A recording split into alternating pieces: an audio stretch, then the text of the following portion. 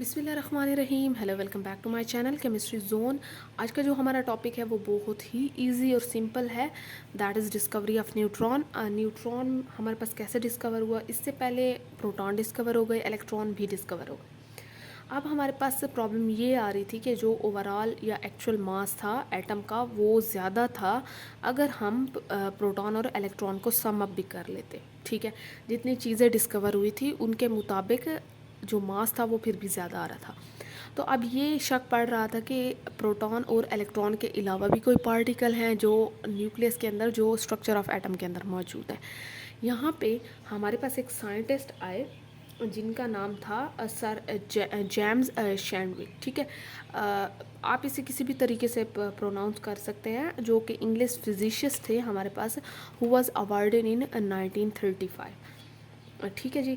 अब जो जेम्स शैडविक था उसका ये था कि उसने डिस्कवर किया, उसने एक एक्सपेरिमेंट किया। वैसे आपकी बुक में ये एक्सपेरिमेंट नहीं लिखा हुआ और ना ही इसकी कोई डिटेल दी गई है, बस ये बताया गया कि इन्होंने सर जेम्स ने आके बस अपना एक्सपेरिमेंट किया और न्यूट्रॉन्स डिस्कवर कर लिए। अब ये हमारे पास जो थे इनको नोबेल प्राइज़ मिला था, और नोबेल प्राइज़ भी इनको इसी डिस्कवरी की वजह से मिला था। He discover the neutron in the year of 1932। ठीक है जी। आप देखिए कि बेसिकली न्यूट्रॉन है क्या। अगर आपसे कोई पूछता है कि डिस्कवरी ऑफ न्यूट्रॉन हो गई है तो न्यूट्रॉन है क्या, हमारे पास आप वैसे भी बता सकते हैं। ओवरऑल अगर आप इसका एक जनरल व्यू लें तो आप कह सकते हैं कि न्यूट्रॉन जो है वो न्यूक्लियस में प्रेजेंट होता है। इसके अलावा जो है इसका सेम मास होता है, equal to size of proton. Means के एस्टिमेट आप ये नहीं कह सकते कि बिल्कुल इक्वल है। हाँ बिल्कुल, कुछ एस्टिमेट जो होता है, जैसे प्रोटॉन है वैसे ही हमारे पास न्यूट्रॉन का भी होता है। मास भी इसका उतना ही होता है। ठीक है जी। और ये इलेक्ट्रिकली न्यूट्रल है, मीन्स के इस पर कोई चार्ज नहीं आता, इस पर ज़ीरो चार्ज है। ना ये पॉजिटिव है या ना ये नेगेटिव है। अब देखें कि हमारे पास discovery of neutron, discovery of neutron के लिए जो हम हमारे पास जो शैडविक था उसने जितना भी एक्सपेरिमेंट किया वो मैंने एक्सपेरिमेंट यहाँ पे आपको ब्रीफली दे दिया। यहाँ पे देखें कि उसने क्या किया। Chadwick smash alpha particles into beryllium. उसने अल्फ़ा पार्टिकल्स लिए, एक अल्फ़ा पार्टिकल सोर्स है, अल्फ़ा पार्टिकल्स इसमें से निकल रहे हैं। उसने इस सोर्स में से अल्फ़ा पार्टिकल्स निकाले, साथ में आगे बेरिलियम ठहरा दिया।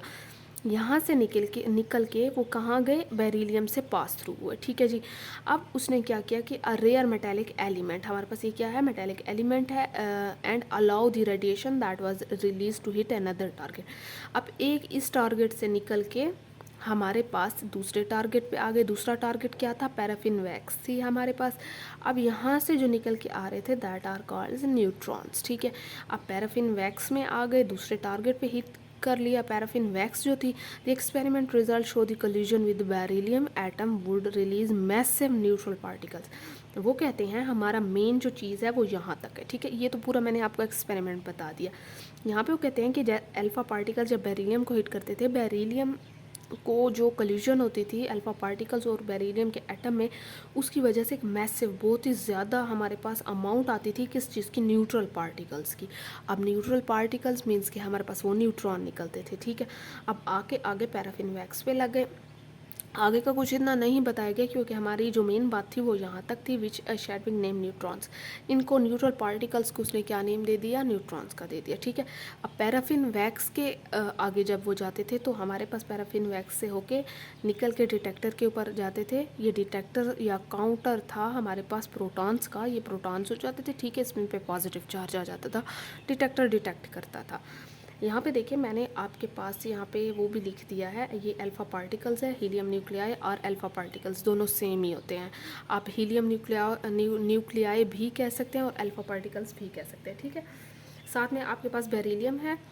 अब यहाँ पे इन दोनों का क्या हुआ है, दोनों स्ट्राइक हुए हैं। आगे जाके इसने क्या कर लिया है, प्रोटॉन बना लिया, और साथ में हमारे पास, अच्छा यहाँ पे ये कार्बन 12 आ गया, और ये वाली जो मेन चीज़ होती है ना रिएक्शन में, ये न्यूट्रॉन है, एन जो है वो न्यूट्रॉन को शो करता है। ठीक है, इस पे क्या चीज़ है, ज़ीरो चार्ज होता है, इलेक्ट्रिकली न्यूट्रल है। तो ये छोटा सा एक्सपेरिमेंट था जो आपकी बुक में नहीं दिया गया। इसके अलावा ज़रा आ जाएँ आप प्रॉपर्टीज़ ऑफ न्यूट्रॉन पे। प्रॉपर्टीज़ ऑफ न्यूट्रॉन भी इतनी नहीं बताई गई, थोड़ा बहुत इस बारे में बताया गया। यहाँ पे देखिए आपके पास it is electrically neutral particles. आपके पास ये क्या चीज़ है, इलेक्ट्रिकली न्यूट्रल पार्टिकल्स, मीन्स कि उन पर कोई चार्ज नहीं होता। Neutrons are highly penetrating particles. जब आप हाई लेवल पे जाएंगे आप ये भी पढ़ेंगे कि ये हाईली पेनिट्रेटिंग जो हैं वो पार्टिकल्स हैं। पेनिट्रेटिंग मीन्स के आप इसके आगे कोई फॉइल रख देंगे उसके अंदर पास थ्रू हो जाएंगे, पेनिट्रेट कर जाएंगे। They carry no charge and are not deflected by electric और मैग्नेटिक फील्ड। अगर आप इनके रास्ते में इलेक्ट्रिक मैग्नेटिक फील्ड रखेंगे तो ये डिफ्लेक्ट नहीं होंगे because they have no charge. ठीक है, हमने इलेक्ट्रॉन और प्रोटॉन का इसलिए डिफ्लेक्शन नोट की थी कि उन पे चार्ज आ रहा था, अकॉर्डिंग टू देयर चार्ज वो डिफ्लेक्ट कर रहे थे। ठीक है, यहाँ पे एक और चीज़ भी है कि हमारे पास जितने स्लो न्यूट्रॉन्स होते हैं ना वो बहुत ज़्यादा इफेक्टिव होते हैं देन द फास्ट वन। ठीक है, ये जो हमारे पास फिजन रिएक्शंस होते हैं, आप आगे रेडियो एक्टिविटी में देखेंगे कि आपके पास फिजन रिएक्शंस होंगे, तो उसमें न्यूट्रॉन्स का यूज़ होगा। अब न्यूट्रॉन जो है वो स्लो वाले ज़्यादा इफ़ेक्टिव हैं, ज़्यादा अच्छे हैं रिएक्शन के लिए बजाय फास्ट न्यूट्रॉन्स के। ठीक है, तो ये कुछ इसकी प्रॉपर्टीज़ थी। इसके अलावा यहाँ पे देख लें, आपके पास यहाँ पे भी कुछ प्रॉपर्टीज़ आ रही हैं, ये आप देख सकते हैं।